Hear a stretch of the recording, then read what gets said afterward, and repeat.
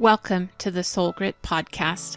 I'm Ann Taylor McNeese, and I'm a licensed marriage and family therapist. I also love Jesus, and I'm passionate about all things gospel and therapy. I created Soul Grit to be at the intersection of mental health and Christian faith. Christ followers need a place to ask questions and get answers about mental health. Join me as we dive into real stories and real questions from people who want to honor God with their hearts, souls, and minds.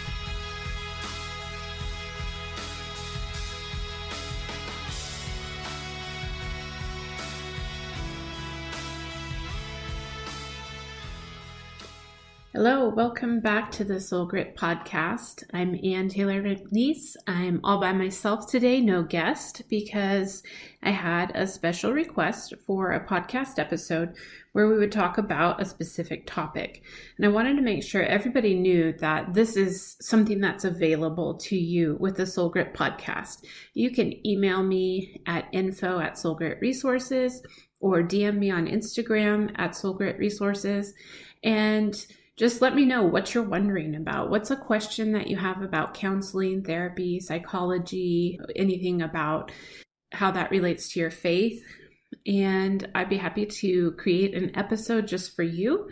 I won't embarrass you or mention your name. I'll just use you as an opportunity to share with people a question that I'm sure you're not the only person that has that question. So I'd be happy to answer those. This question today came from a listener who DM'd me on Instagram. And she said, Ann, I would like you to do an episode about intrusive thoughts. And I'm struggling with these, and could you just help me understand what they are and what to do about them? I'd actually been putting this off for a while because I thought, oh man, it's a lot of fun to do a guest episode where I get to talk to somebody, pick their brains. It's a lot more work when I do an individual episode and I have to do the research for it.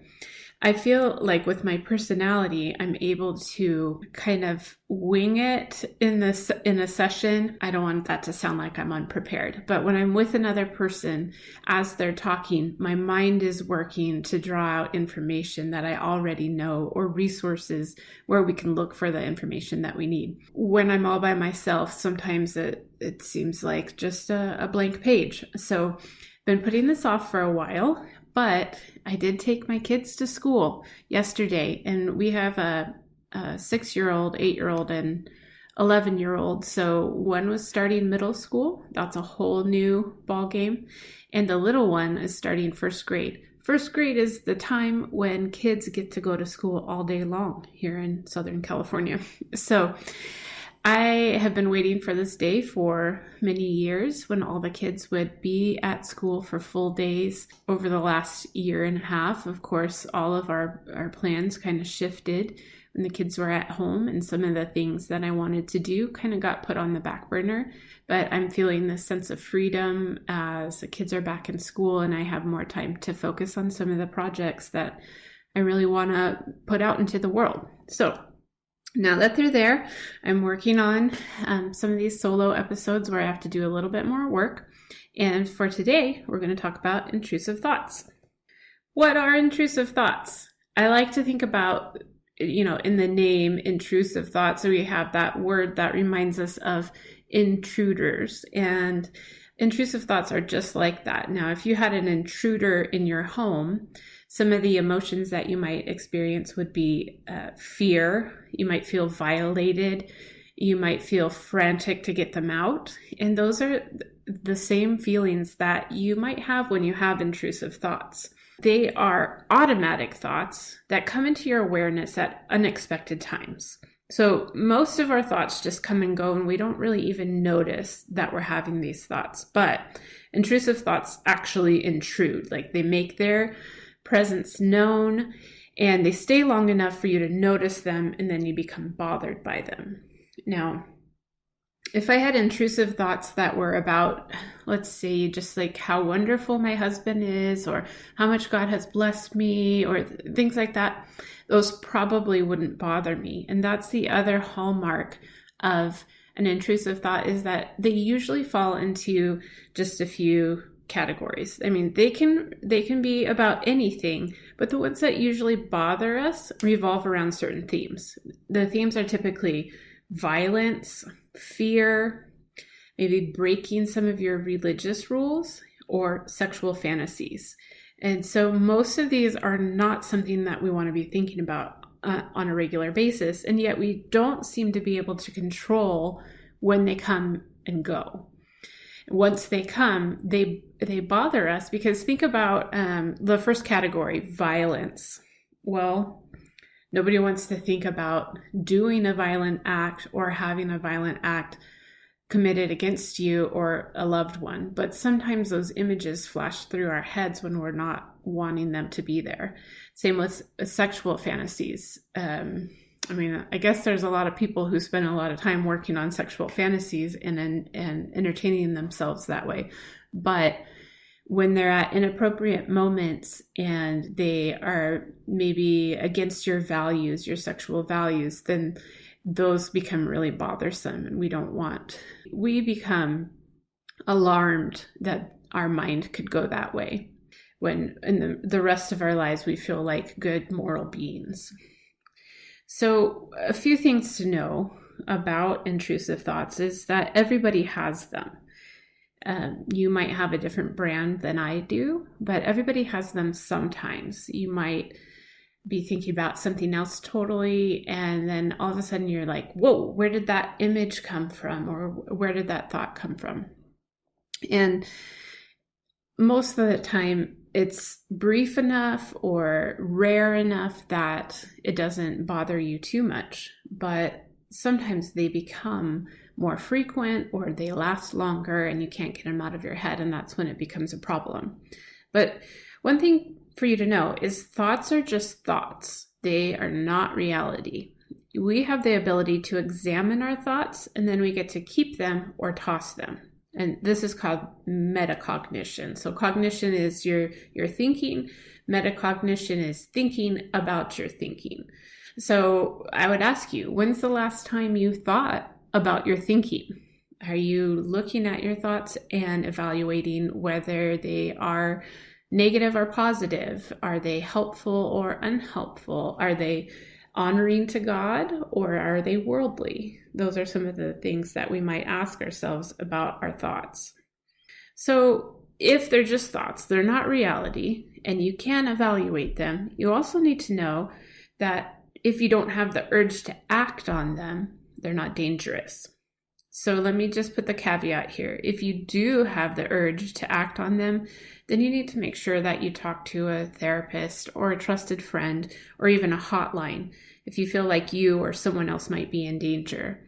So especially those things that have to do with violence, those we definitely want to check out with somebody who might, be able to help make sure you're safe.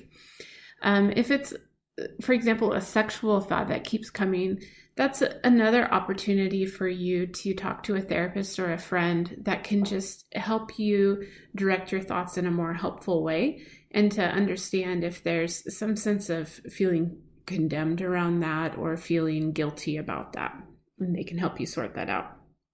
I wanted to talk a little bit about who might be more likely to get intrusive thoughts. First of all, they're more prevalent in people with certain disorders such as OCD, PTSD, and eating disorders. So let's talk a little bit about each of those. So OCD stands for obsessive compulsive disorder. It's one of my pet peeves that people use the term OCD in kind of like a slang or pop culture way, when they will say, oh, I have to have my house tidy. I'm so OCD about that. Or, oh, I don't like shaking people's hands. It's just the OCD in me. We use it in that kind of colloquial way, but I feel like it really is difficult for somebody who has OCD or loves someone with OCD to hear other people talk about it that way, because it is very serious. and it can be very debilitating depending on the level. That's not to say that I don't enjoy watching the show Monk. I like the way that they portrayed that, but you can see even from the portrayal in entertainment like that, it's a very debilitating disorder, and it's not really something to be taken lightly. Okay, so what happens with people with OCD is there's the obsessive part and then there's the compulsive part. A basic way to understand what that means is the obsessive part is about your thoughts and the compulsive part is about your actions. So because you have an obsessive thought, you do a compulsive action. So for example, if the obsessive thought is, I didn't lock the door, that repeats over and over in your mind until you go back and you have like a lock checking compulsion. That's the behavior that you do. You go back and check the locks 5 times so that you know you can calm down that thought of, I didn't check the lock. And that's usually related to some kind of a fear of what would happen if the door was left unlocked overnight or while you were out. This is just really brief explanation of OCD, but you can see how if somebody's brain works that way, they might have more of a tendency to have these intrusive thoughts where, I didn't want to think about the germs that might be on my hands, or I didn't want to think about how organized this part of my life is, or I didn't want to think about whether I turned off that electric device. But that keeps popping into my head and I don't have control over it. So that's one case when intrusive thoughts might be coming up. Another type of disorder that tends to have intrusive thoughts is PTSD. You probably know that stands for post-traumatic stress disorder. And that's what happens after there's been a major trauma. What happens in the brain, one of the characteristics of PTSD is that there can be like flashbacks or recurring images of the trauma or some minor detail of the trauma. And so we see intrusive thoughts happen with people with PTSD because, it's a feature of the disorder that those things, until they've had some help to work through the trauma and kind of file those memories away in the right places, those keep popping up at the wrong moments. And so like the word trigger is another one of those pop culture words that was borrowed from psychology. But really, when you have PTSD, any little thing, a noise, a smell, a sound, something that you see or feel can trigger that response, the trauma response. And that's when sometimes intrusive thoughts come because of the trauma or because of the image that flashes through your brain. So that's just another one of those disorders that is more likely to have intrusive thoughts. And then we also have eating disorders, and whether you have bulimia, anorexia, binge eating, or an unspecified eating disorder, you are already having thoughts that are directed in one area, which tends to be about self and food and body image and perfection and reducing anxiety through behaviors. And in some of these ways, it's not that different from OCD. Because you are having those kinds of thoughts, it's very easy for somebody with an eating disorder to have an intrusive thought about, say, the calories that they ate or the binge that they're planning later, or even to try to be doing just your normal stuff, doing your work, having relationships, all of that. And then that like images of food might just continue to come up in your brain until you can't avoid doing the binge or doing the purge or doing the whatever behavior is associated with it. That's just another one of those disorders where intrusive thoughts are a really prevalent characteristic. Okay.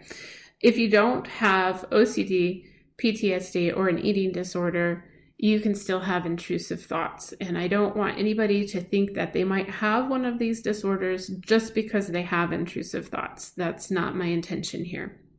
Of course, anytime we want to diagnose someone, we have to look at the full spectrum of their functioning in the world, their impairment, and their cluster of symptoms. So even if you have intrusive thoughts, you would have to have some of the other symptoms for that to actually be a diagnosis for you.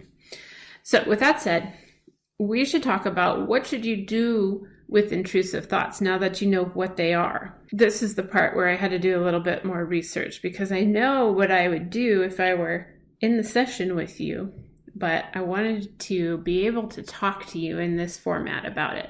So some of the things I was reading, there were some similar themes and patterns. So almost across the board, everyone said, first you got to notice them. And I'm thinking like intrusive thoughts are kind of hard to not notice. But let's say when a counselor tells you notice your thoughts, they're not saying, oh, you haven't been noticing them all this time. They're saying notice them with curiosity and compassion. Notice them that they just are without any kind of condemnation of yourself or judgment or guilt or shame on yourself because you've had this thought. So if I have a thought of, let's say, wanting to hurt somebody in my household, I'm trying not to be very specific with my example because it could be triggering for some people. But let's say I have a thought that I just want to hurt this person. I can notice that and be like, wow, that was weird. Where did that come from? Or, that's not a thought that I'm accustomed to having. And I can just make an observation about it without catastrophizing it and saying, oh my gosh, I can't believe I had that. What if I actually did that? I need to work really hard to make sure I never hurt anyone in my family. So that's what I mean by noticing it, is just to observe it as if you were a scientist and your thoughts are just an experiment that you're doing. You're writing down your observations.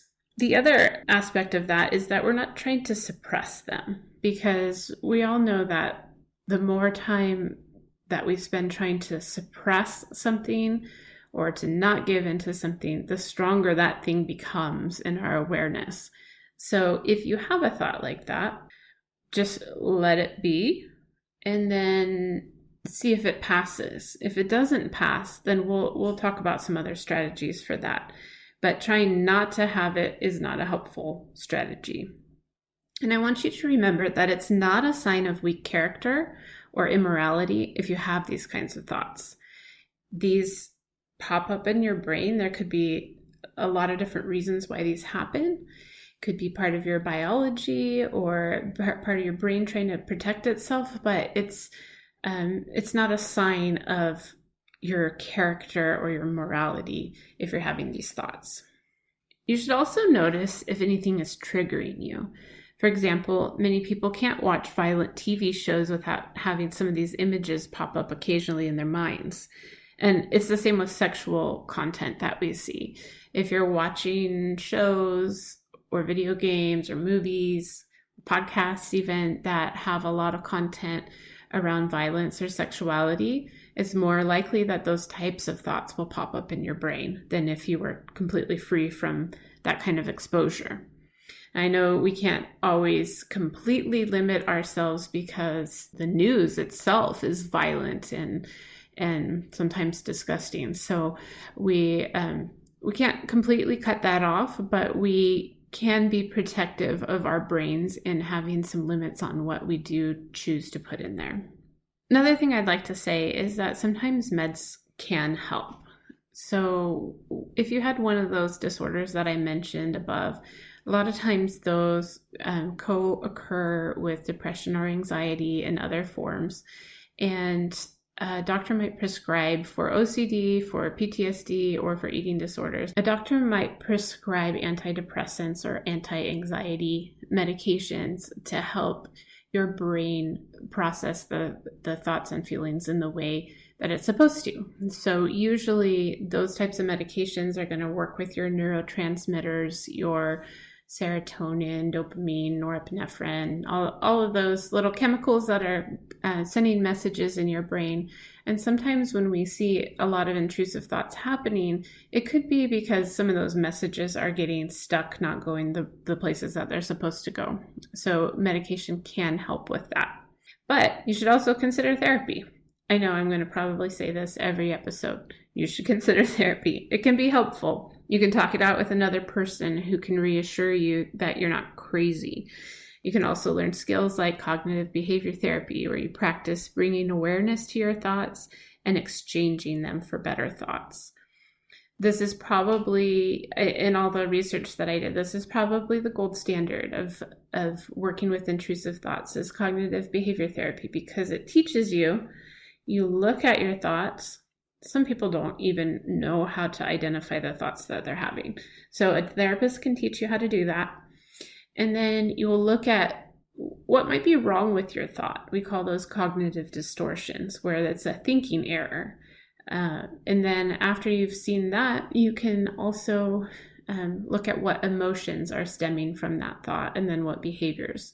Then, once you get through that process, you can go back and choose better thoughts for yourself. Now, this is probably a whole other episode, so I'm not going to go into the depths of teaching CBT, but this is the way that we can exchange intrusive thoughts for more helpful thoughts if it becomes a bigger issue. The other thing that you need to know is practice self-care. That means caring for your whole self, your mind, body, your spirit, your relationships. Sometimes implementing a gentle exercise routine, or talking with a friend, or spending time with God, or even cleaning up your eating habits can help, especially if you notice triggers. Changing something in your routine can help. For example, if I get intrusive thoughts about someone in my family dying, it can motivate me to take care of my own health and their health and to spend quality time with them. So you can see how sometimes an intrusive thought will motivate a change in behavior. In fact, that's one of the things that came up in the research that I was doing about intrusive thoughts. We don't really understand why they happen, but one of the thoughts that scientists and psychologists have about why we get intrusive thoughts is because it's part of our brain's protective mechanism. If you're able to think through all the possible scenarios of danger and bad things that might happen, your brain is doing some work to prepare you to avoid injury, death, or any sort of bad things that might happen to you. So it's one of those biological impulses that our body has towards protection, and it just gets in the way sometimes. When animals are threatened, they have that opportunity to act on the threat right away. They don't end up thinking about it and processing it over a long period of time. Humans are different in the way that our brains work, that we have thoughts that we can actually evaluate. And so when those intrusive thoughts come, let's say you were a gazelle and you were running away from a lion and you had this image of danger, you would just run away. When you're a person and this image of danger comes into your mind, it may be there to protect you from something and to help you adjust your behavior so that you're safe. But the problem is we have the ability to dwell on it, unlike our animal counterparts. But it wouldn't be the Soul Grit podcast if I didn't talk about how your faith can help too. So I was trying to think through some examples in the Bible of people who may have had intrusive thoughts. And the first person to come to mind was King Saul, since he always had paranoid and violent thoughts about David. However, since the Bible says that God sent a spirit to disturb Saul, I don't think it's a great example. Most of us are not disturbed by evil spirits, and we should not attribute our automatic thoughts to spiritual warfare. I do eventually want to talk to you about spiritual warfare and how that impacts your thoughts, your behavior, even your mental health in general. But I'm going to wait and ask a special guest to come on and talk a little bit more about those things. For the purposes of today's show, we are going to assume that intrusive thoughts are not part of that spiritual battle, while still acknowledging that probably a lot of times when some of those dark or even evil feeling thoughts pop into your brain, that they could be there as part of Satan's attack on your mental health or on your ability to function on purpose, on mission in the world.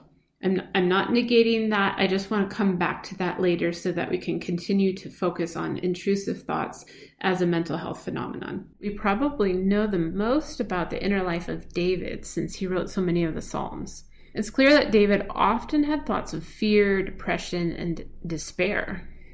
If we follow David's example in dealing with intrusive thoughts, we can see a pattern. First, David acknowledges the thought by speaking it out loud or writing it down. He allows himself to feel the feeling associated with the thought. For example, if David says, "My enemies surround me," which is a thought, he reveals his feelings, which would be fear or despair. David follows up by checking his thoughts and feelings against what he knows about the character of God and his track record of faithfulness. He ultimately lands on new thoughts that affirm God's protection and care for him. We also know that David used other resources available to him, such as worship of God or solitude or time with friends, to help him order his thoughts. If you are experiencing intrusive thoughts, guess what? You have access to the same power that David used to overcome his most difficult thoughts. The steps we talked about earlier still apply. First, notice your thoughts. You can say them out loud to God or to a trusted friend or counselor. You can write them down in a journal. Remind yourself that they are not a sign of your lack of character or morality. Acknowledge the feelings that would come along with them if you believe the thoughts. But more importantly, reaffirm that God is faithful to protect you, provide for you, and stay near you. Try to think of a new thought that follows the pattern of Philippians 4:8.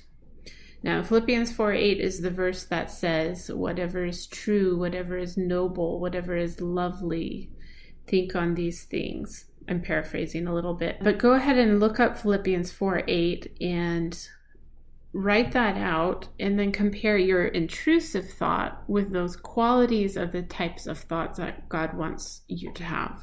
Follow any work that you do on your thoughts with worship of God. Here are some ideas of how you can worship if you're not in a place where you can turn on the Bethel or the Hillsong. Look out the window and find something to thank God for in creation. Send a note to a friend and thank God for them. Move your body and worship God through movement, or find a way to serve someone. You will never hear me tell you not to listen to Jesus, but in this specific instance, I want you to be very careful with your interpretation of his words. I want you to separate from any fear or shame you feel when you hear the verse, "If you look at a woman lustfully, you have already committed adultery with her in your heart." The intention of Jesus' words was not to condemn you every time you have an intrusive thought. Jesus knows when you have thoughts that you don't want to be there, and when you have thoughts that you are entertaining and welcoming. Intrusive thoughts are not sinful, but because they can become almost habitual, we need to continue to take them captive, confront them with the truth of the gospel and your freedom.